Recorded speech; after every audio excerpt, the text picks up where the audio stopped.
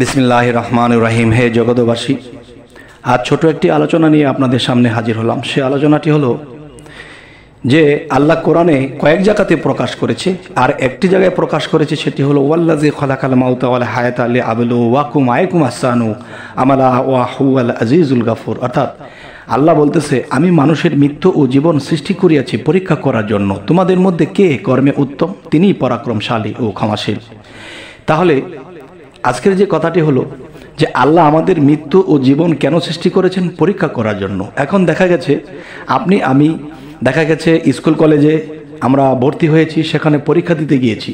এখন পরীক্ষা দিতে গিয়ে তখন দেখা যায় যে মাস্টার আমার পরীক্ষা নেবে, আমার সামনে আছে, তখন তার সাথে বেয়াদবি করি, তাকে বলি কিসের পরীক্ষা, এইসব মানে এ ধরনের কথা যদি কেউ বলে, তাহলে সে কি আসলে কি আল্লাহর এ কথা মানলো? যেমন এই পৃথিবীতে এসেছি আমরা, আল্লাহ আমাদেরকে পরীক্ষা করার জন্য।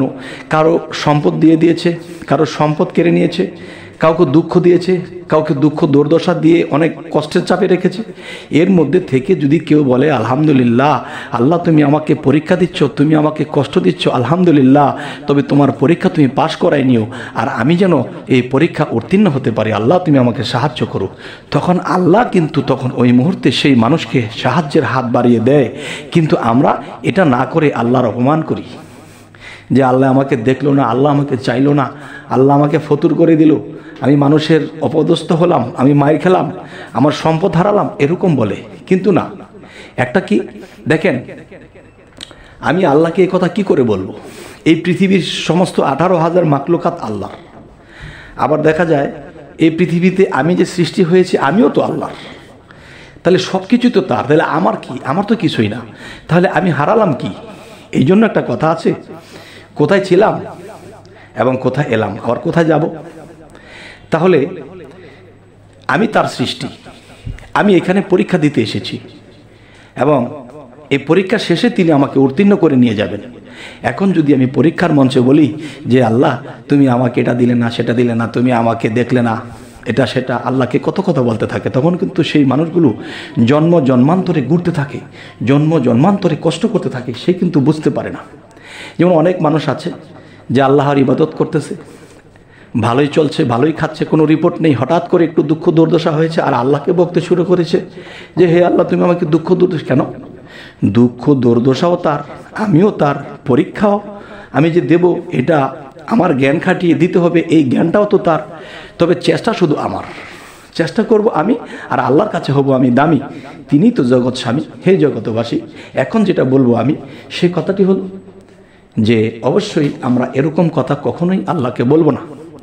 একটা কথাই বলবো, হে সাহায্যকারী, হে মহা সাহায্যকারী, তোমার চেয়ে বড় সাহায্যকারী পৃথিবীতে নেই, তুমি বিনে আমার জ্ঞান নেই, তুমি বিনে আমি নির্বোধ, তুমি বিনে আমার কিছুই নেই।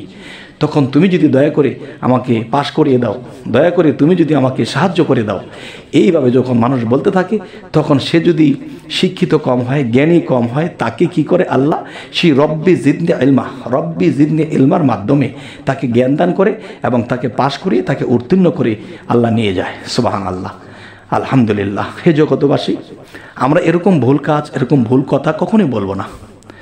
তবে আজকের যে আলোচনাটি, যেই কথাটি আজকে বোঝাতে চাচ্ছি, সেই কথার মূল হলো যে আল্লাহ যখন যে অবস্থায় রাখে আলহামদুলিল্লাহ বলবো এবং তার সাহায্য কামনা করব, এবং আমাদের কর্ম আমল দিয়ে আমরা অগ্রসর হতে থাকব, তবেই আমাদের একটা কুল দিক হয়ে যাবে। আর আমি যদি আমার উপরে ভর করি যে আমি সব পারবো, তাহলে কিন্তু পারবো না।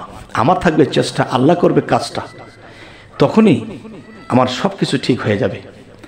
তো আজকে ছোটোখাটো করেই আলোচনাটি করলাম, তবে কেমন লাগলো অবশ্যই জানাবেন, এবং কী ধরনের আলোচনা আপনারা সামনে চাচ্ছেন তাও জানাবেন, এবং আমাদের চ্যানেলটিকে সাবস্ক্রাইব করে পাশে থেকে যাবেন, যাতে পরবর্তীতে আপনাদের সাথে আবার সাক্ষাৎ হয়ে যায়।